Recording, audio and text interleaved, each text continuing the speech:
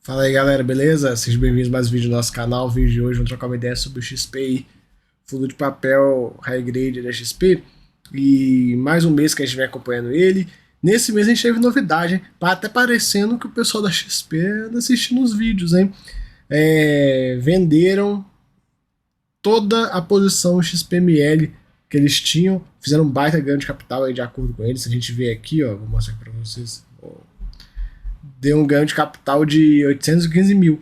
E hoje o fundo não conta mais, né, nenhum fundo de tijolo na sua composição aqui. Então um ganho bom para o cotista do fundo, botou um dinheirinho no bolso e se livrou de um fundo imobiliário dentro da carteira. Eu espero que os próximos passos sejam vender todos esses. Acho difícil ele conseguir vender GCRI principalmente. Cara, a liquidez de GCRI é triste. Para vender esses 7 milhões de reais aí, meu amigo, demora acho que uns 3 meses, né? BLMC vai virar RVBI, então quem sabe tem um ganho aí legal, né? Dá para fazer um ganho, a depender do preço de RBVI. E BTCI a cota não se recuperando, então e MCCI tá ali rodeando o VP e tal. Quem sabe um dia a gente não vai ver esse fundo sendo um fundo de CRI puro sangue. Deram um passo importante a ir nessa direção. Já expliquei para vocês inúmeras vezes do porquê que eu não gosto e tal. Para mim, fundo de CRI tem que ter CRI. Se você quer um fundo que tenha CRI, tenha fundo imobiliário, faça ganho de capital e não sei o que, você pode partir por hedge funds, pode partir por um FOF. Eu já mostrei aqui inúmeras vezes que vale mais a pena essa questão. Até gostaria que eles trouxessem, por exemplo, seria legal, daí a gente ter uma base comparativa, a TIR dessa brincadeira. Desde o primeiro momento que eles botaram o dinheiro de XPML, os rendimentos que eles receberam, e agora a venda com ganho de capital. E comparar, e aí a gente ia conseguir comparar, tipo, por exemplo, um investimento num CRI diretamente, né? De toda forma, a única movimentação do mês foi essa. Ele também vendeu 2 papéis da Embraer, fez um ganho de capital legal, né? E esse é um fundo com a pegada mais high grade e tudo. Eles comentam que estão vendo uma melhora gradual no mercado de crédito. Até curioso isso, né? Eu não sei se vocês têm a mesma percepção que eu, mas a gente começa a ver um monte de empresa dando dor de cabeça, calote, repressão judicial. Então, assim, eu não enxergo tanto essa melhora aqui. O fundo entregou aí 95 centavinhos, né? Conforme ele já vem pagando. A cota bem amassada, abaixo de 90 reais, então dando um rendimento bem interessante. E um ponto a destacar desse fundo é a grande reserva de correção monetária acurada que ele tem, de R$ 1 por conta. É muito alto. Acho que deve ser o fundo que tem um maior patamar de reserva acruada aí, viu, galera? Tem ele, tem o CACR, que também tem bastante, mas hoje em dia tá difícil ver fundo de papel com esse nível de reserva acruada, porque a grande maioria dos fundos rodaram as operações, né? Fizeram aquele esquema de vender e recomprar para destravar essa correção e já distribuiu. Esse fundo não, tá tudo dentro dele ainda, o que é ótimo, né? Ele também comenta que o resultado foi afetado pelo pagamento de uma operação compromissada com valor de R$ 941 mil de despesa financeira. Então, assim, quase que o ganho todo de capital que ele fez em XPML acabou tendo que pagar essa despesa financeira da compromissada. Agora, a grande questão é, esse fundo, pelo menos, ele está alavancado, mas pelo menos ele tem uma parcela em CDI, né? Vou mostrar aqui para vocês lá. 30% da carteira dele é CDI. Então, no final, o ganho é positivo, não é igual os fundos que estão alavancando com alavanca com custo de CDI e o fundo entregando IPCA, né? Aqui a DRE do mês, o grande destaque ficou para a receita FII, que vem mais alta, porque teve os 800 mil do ganho de capital lá, né? O resultado foi praticamente o que ele distribuiu, foi bom, não precisou usar reserva nem nada. A cota, o patrimonial uma queda, né? Mas enfim, a NTNB subindo e tal, mas a cota segue andando de lado, assim como todos os fundos de papel estão andando de lado. A liquidez é boa, não tem nem o que falar, tem uma quantidade boa de cotista.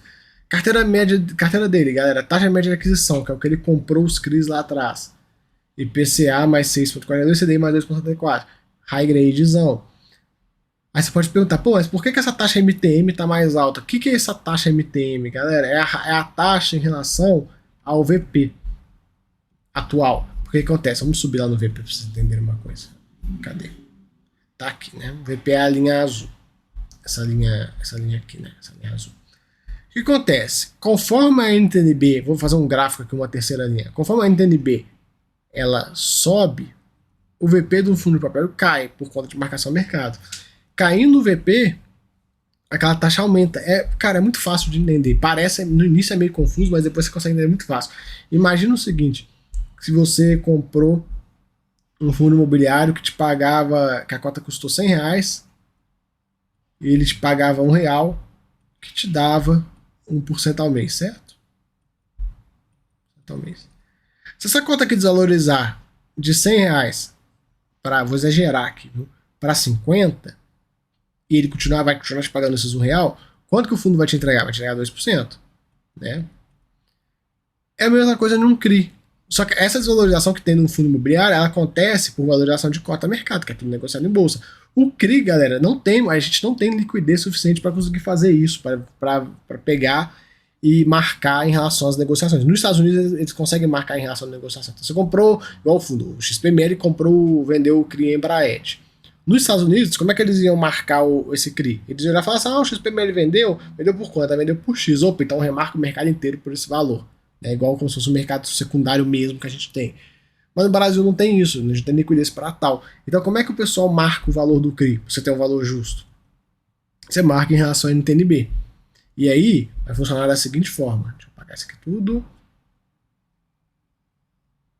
que acontece? Lá atrás, esse fundo, ele comprou vários CRIs, né, a taxa média de IPCA mais 6,42, a NTNB estava aqui no patamar de, vou chutar aqui um valor baixo, 4%.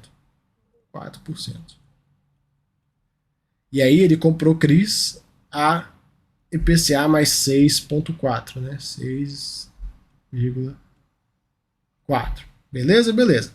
Quando a NTNB sai de 4% e vai para 5%, o que acontece com a taxa média, a marcação do mercado? O que ela faz com essa taxa média dos CRIs aqui?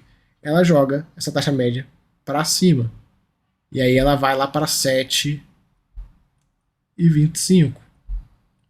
Por conta da marcação. Por que ela tem esse movimento? Até o ponto principal.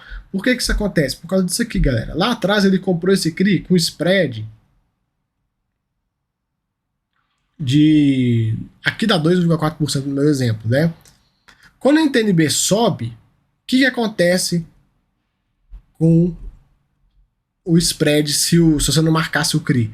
O spread ia ficar pequenininho. Ia sair dos 2,4 e cair para 1,4, porque a NTNB está 5. E aí, não faz sentido isso aqui. O spread da inflação da NTNB vai sempre se manter. E aí, o que o mercado faz?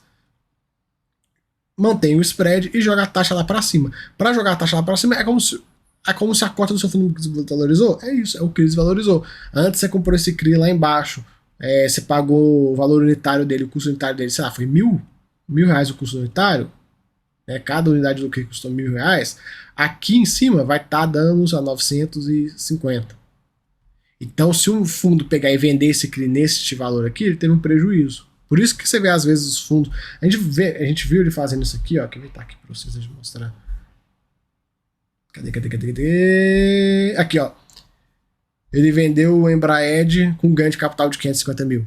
Por causa disso. Porque ele pegou e vendeu, ele comprimiu a taxa. Ele comprou essa operação com uma taxa de, sei lá, IPCA mais 7 e vendeu para alguém vai IPCA mais 6,5. E aí ele ganhou um ganho. Claro que tem inflação acruada também, que ele pode reconhecer como ganho de capital. Mas enfim, é dessa forma. Então tem explicado na marcação do mercado porque que esses números mudam. Né? Por isso que esse número é maior que esse.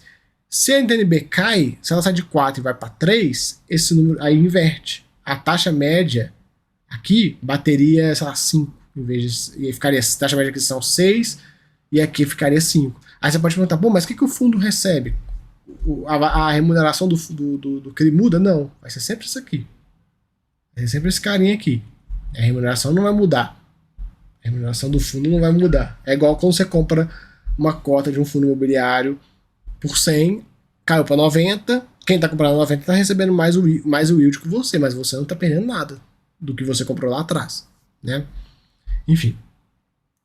E aqui do lado a gente tem a tabelinha de sensibilidade. Galera, muita gente bate bastante nessas tabelas de sensibilidade porque, não entrega o que está na tabela. Cara, para entregar o que está nessa tabela, o gestor não podia vender nada, ia ter que levar todos os títulos até o vencimento e tal. Então, assim, é um pouco diferente disso, né? Mas, enfim, hoje o fundo está sendo negociado a casa de R$83, que faz com que você tenha um yield bruto de IPCA mais 9, praticamente CDI mais 6, bem elevado, né?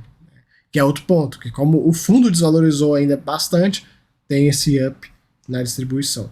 Aqui o investimento por ativo e tal. A parte de fundo imobiliário que a gente já comentou, né? Tinha muito XPML, era um baita conflitão de interesses e eles se livraram. Que bom que eles estão indo nessa direção, né? E seria pedir muito pra gente ver no futuro não ter mais nenhum fundo imobiliário dentro dele. Nossa, acho que ficaria top, né? E aqui a questão do Embraer que ele vendeu, mas não comprou nada no mês. O fundo está bem dividido, tá dividido aí 70-30 entre IPCA e CDI. Aqui os setores e tal, bem diversificadão. E a carteira dele, cara, a carteira dele tem algumas concentrações aqui, mas no geral é bem diversificado, né? Isso aqui não é difícil. Se ele quiser assim, vamos resolver o problema da concentração. Cara, ele resolve muito tranquilamente, caso ele queira. Mas, por exemplo, olha esse primeiro CRI que ele pegou aqui, ó. Prevent Senior. Olha que interessantíssimo isso aqui. Aquisição, maio de 21. Olha a taxa, IPCA mais 4. Porque era outro nível de NTNB nessa época. A marca, esse CRI, ele já está muito desvalorizado. Por isso você fala assim, é só ele vender, mas vai vender com baita de um prejuízo. Né? Então, assim, deve estar. Ele não traz aqui a taxa marcação mercado dessa operação, mas deve estar muito comprimido. Deve estar muito comprimido mesmo, né? E aí acaba que fica difícil. Por que isso acontece? Por que o mercado tem a marcação mercado? Porque olha só, IPCA mais 4,42. Hoje o Tesouro está IPCA mais 5,6. E aí, para que você vai comprar esse CRI? Nessa taxa? Ninguém compra. E aí, o que acontece? A marcação mercado está aí justamente para isso, para manter um mínimo de racionalidade no mercado. Enfim. Então a gente vê as operações aí, não teve nenhuma novidade e tudo. E é basicamente isso, galera, que a gente vai falar sobre o XPCI. Gostei desse movimento de venda no XPML, aí me deixaram bastante feliz. Vocês sabem que eu sou muito chato com essa coisa, eu fico batendo nessa tecla, mas que bom que foram nessa direção, beleza? Então, galera, valeu, tamo junto aí. Se gostou, já sabe, se inscreva. Se gostou mais ainda, vencer membro. Até a próxima, fui.